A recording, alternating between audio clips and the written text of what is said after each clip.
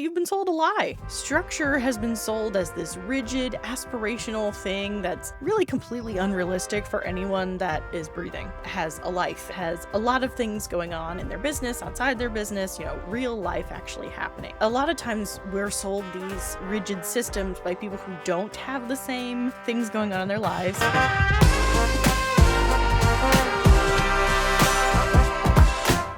Welcome to What Was I Supposed to Be Doing? Time management, prioritization, and focus for when the whole business runs from your brain.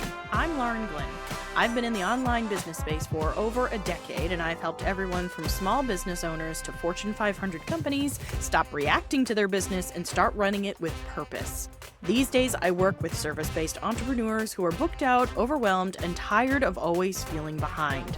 Together, we create time management strategies that match your brain, your energy, and the business you're actually running, not the one hustle bros say you should have. Around here, you'll get honest takes, practical strategies, and maybe a little swearing, so you can finally follow through on the stuff that matters and stop stressing over everything else.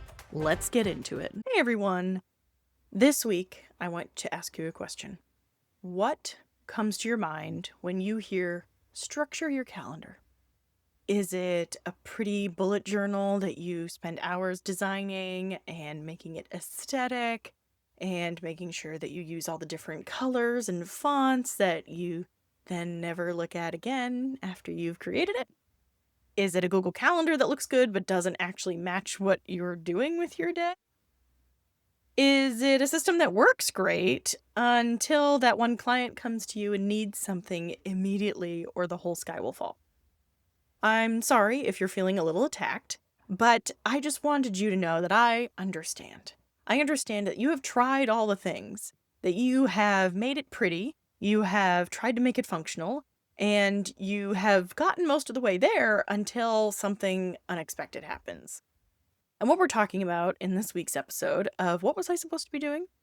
Is how we actually build that flexibility into our calendar so that we don't build out this pretty system, this pretty aesthetic layout, and then never actually follow it, never actually look at it, and everything's still a hot mess. Let's talk a little bit about why this actually happens, because I think some people can get a little bit confused around where this comes from, or they think that they are personally to blame and that it's a personal failing that they can't stick to the plan that they created. And honestly, you've been sold a lie. Structure has been sold as this rigid, aspirational thing that's really completely unrealistic for anyone that is breathing and has a life and has a lot of things going on in their business, outside their business, real life actually happening.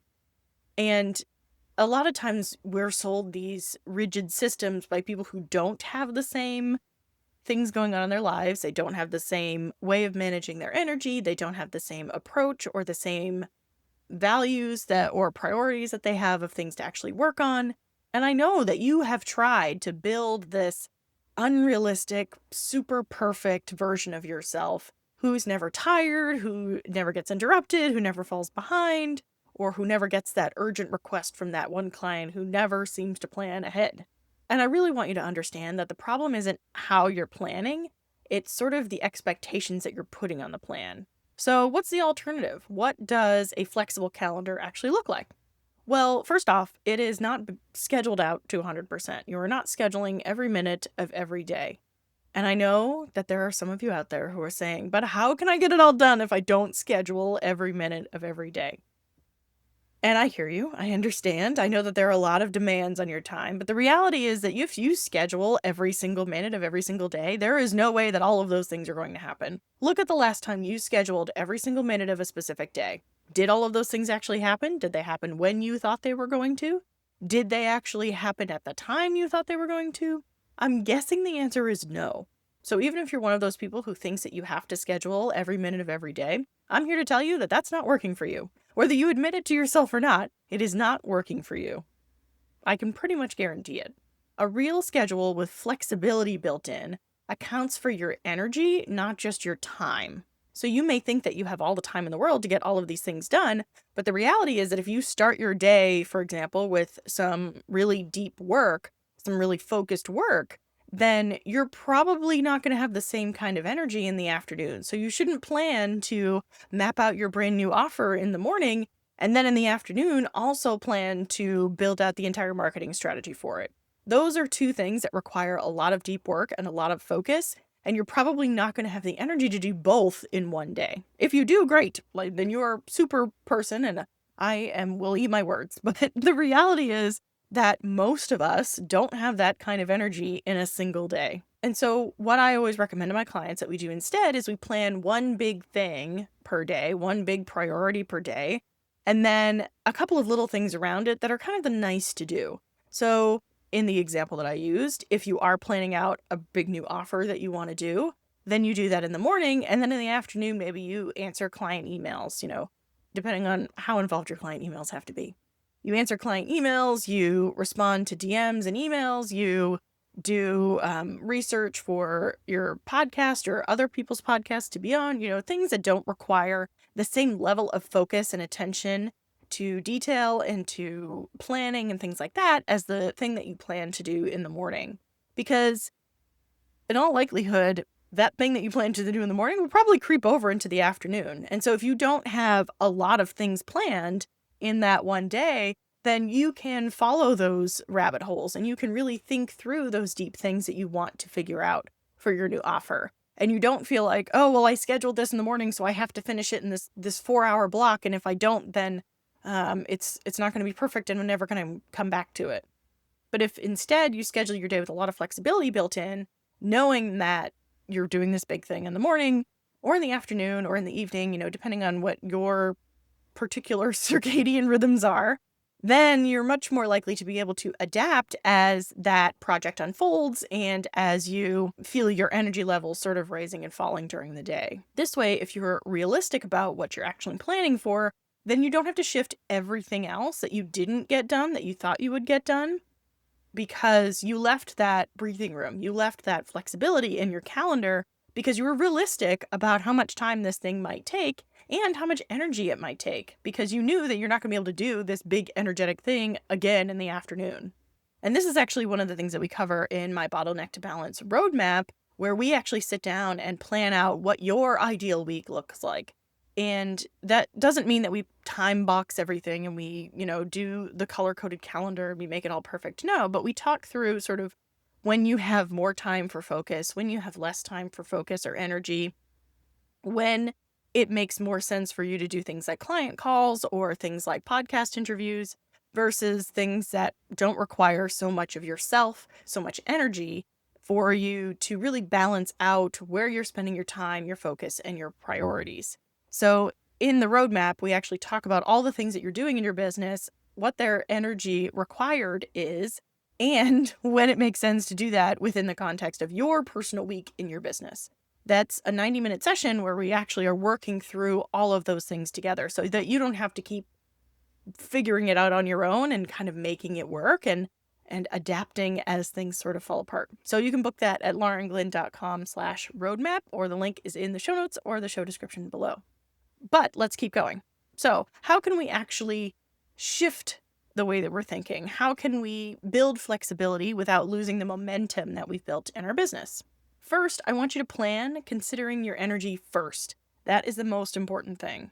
Map out when you feel the most energetic versus the least energetic. For me, I used to feel really energetic in the mornings, but then I started working out in the mornings. I started taking, more leisurely breakfasts and things. And now I really don't start getting into gear until 11 or 12 o'clock in the day, because I really like those I'm awake and I'm alert, but I'm not really ready to dig into work and really start thinking deeply until a little bit later in the mornings. So now I don't plan my deep work first thing in the morning. I plan it a little bit later in the morning. I don't know if it's age or perimenopause or what's going on, but for me, I'm working a little bit later in the mornings and earlier in the afternoons. For example, if you try to have 4 client meetings first thing in the morning and then you plan to do this really deep work, maybe client work, or maybe, like I said, mapping out an offer after you've already talked to these people all morning, then you're probably not going to have that same level of energy that you would if you had just focused on that one thing that day or a different day.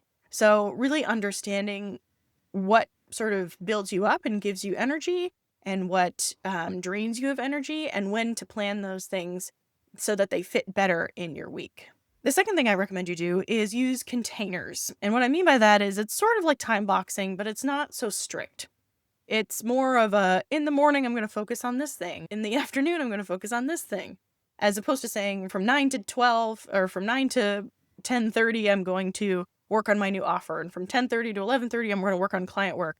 That can get really rigid. And like we were talking about, doesn't have a whole lot of flexibility in it, in that if something takes longer than you expect it to, or if you're just not really feeling it that morning, you're not, maybe really lethargic or you're really tired, you didn't sleep very well, it doesn't allow for the real realities of life. So by making it more, I hate to say nebulous, but more nebulous, of in the morning, I'm going to focus on this, and then in the afternoon, I'm going to do this. And if I have time, I'll get to this. That allows you to sort of work as you're feeling things and as you're kind of measuring your energy for the day and your focus, as opposed to trying to force yourself to do something that you just don't have the energy to do, that you're just not feeling ready to do that day. And of course, sometimes there are going to be things that you have to do that you don't align with the way that your energy is. For example, I have to record these podcast episodes because I'm on a deadline with my editor. And if I don't get them done, then she's going to be charging me for things that she's not doing, which is totally valid. So, it's balancing that I have to get this thing done, but I also have to honor my schedule and honor my energy. And honestly, I really wanted to get these episodes recorded last week, but I was busy and I was having a lot of other things going on, and, life is very chaotic for me right now. And so I just wasn't feeling it. So now I'm at the point where I have to record them, whether I'm feeling it or not. But I built that flexibility in where I'm not late yet, but I feel the pressure of I have to get it done. You want to make sure that you're planning that flexibility into your calendar so that you're planning to do things a little bit ahead of time, maybe earlier than you need them, so that you have that flexibility to sort of push them out if you have to. Now, if you're the kind of person who will constantly be pushing things out and will never actually get things done, then maybe you need a little bit more rigidity in your schedule. But trying to find that balance between knowing you have to get things done, but also honoring the energy that you have and the focus that you have is really important in building a business that you love and you love working in and that you actually like working on every single day. And then finally, my last tip is to build for reality. You will never be perfect. That's okay. I am certainly not perfect. But I want you to build your calendar and your schedule with the realization that things are going to go wrong, that, we don't know everything. We can't see the future. We don't know what's going to happen, but we're building it with the best knowledge that we have right now. And we know that it's probably going to change, but at least we have something to start from. So if you build your calendar and your schedule with that in mind, then you're much more likely to build something realistic that you can actually follow through, and not something that requires the universe to be aligned for you to actually get it all done. So I know you're saying to me, well, I've already tried this and it just doesn't work for me. I still can't get everything done. And I hear you, it's frustrating. But what I would challenge you to do is to look back at the things that you're committing to and the things that you're planning to do and really ask yourself, did I really look at my capacity before I committed to doing this thing? If you are someone who is maxed out in client work, you are working with the max number of clients you can, you're spending almost all of your time working with clients, and then you want to add in a membership offer, then you probably are not accounting for the fact that building that membership is going to take time. And are you reducing your client load in order to allow yourself that capacity to then work on your membership? So you're building things around the goals that you want and not your actual reality of the time that you have available and the energy that you have available. And I want to emphasize that flexibility doesn't mean just winging it and kind of making it up as you go along. You're still creating a plan. You're just making the plan a little bit more realistic to how you actually work, how your brain actually works, and what your life actually is like. And I just want you to stop punishing yourself for not being a robot. We can't all be AI just constantly churning new things out and constantly, or I should say regurgitating things. I shouldn't say they're churning new things out because it's AI. But we can't constantly be, creating and working 24/7 and trying to get every single thing under the sun done. It's just not realistic. We're not built that way. And I think we're realizing a lot more these days how much we try to plan around what we think we should be doing as opposed to what is actually realistic and what our energy and our time and our brain space actually allows for. So I really want you to question your own schedule and look at it and say, have I built flexibility into this? Is this realistic with the way that my life and my brain works? And if it's not, then go ahead and book your roadmap and we can talk through what a realistic schedule actually looks like for you. Thank you so much for watching or listening today. I really appreciate it. Next week, we're going to be talking about what to do when your schedule actually gets thrown way off track. You didn't build that flexibility in, or you did, and it still got thrown off track anyway. So next week in the episode, we're going to be talking all about that. So make sure you are subscribed so you don't miss any upcoming episodes. I am Lauren Glynn, and I really appreciate you being here. I would love it if you could leave a comment or a review if you're listening to this as a podcast. It really helps other people find the podcast and benefit from it. And I read every single one, and I really enjoy hearing from you. So thank you so much for watching or listening, and I will talk to you again soon. Bye!